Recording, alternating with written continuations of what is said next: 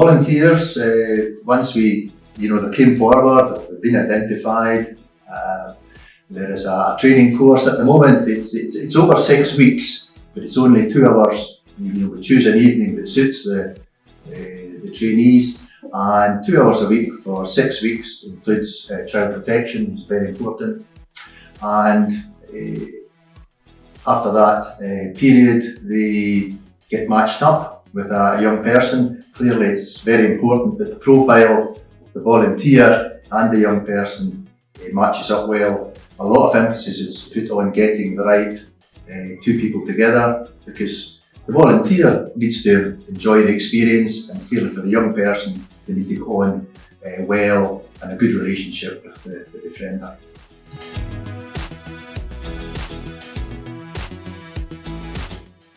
Absolutely vital. Quite clearly, the Dumfries and Galloway Befriending project wouldn't exist without our wonderful volunteers, because that's what we totally rely upon.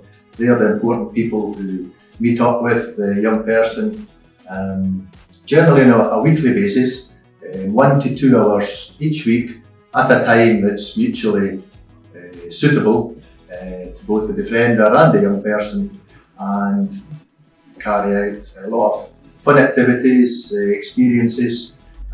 The important thing being together and spending some valuable time, and the befriender providing lots of support for the young person. They're going through a difficult period in their life for various reasons, and it can make a tremendous impact on them. The volunteers, almost everyone, they come in to make a difference to the young person's life. What we find is that almost all of them then say that they have achieved much more from the experience than they ever thought that they would or could. In fact, we had a lady recently said, "It keeps me young." She was in her 80s, so I can understand going out with a youngster. It was a great experience for her, and it kept her thinking young as well, and the young person just loved being with her. So our befrienders at the moment range from 21 years old, our youngest, through to, as I say, a lady in her 80s. So men, women, any age, background, basically people who have 1 or 2 hours a week to spare and feel that they can, give something to a young person to make a real difference to their life, and it certainly does that.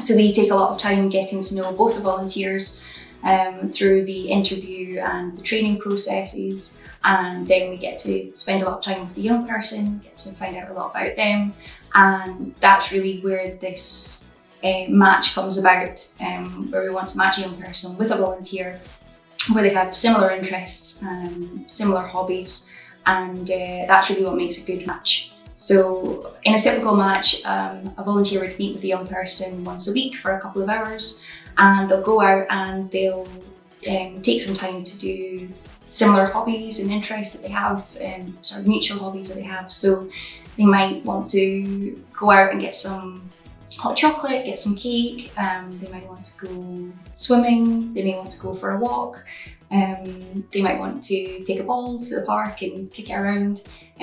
So anything like that, that's sort of a typical outing. We also have a games room in here, so we have quite a lot of our befrienders and young people use the games room, and we do various arts and crafts as well. And throughout the year, the project also puts on some group outings, where the young people and befrienders come together in a large group.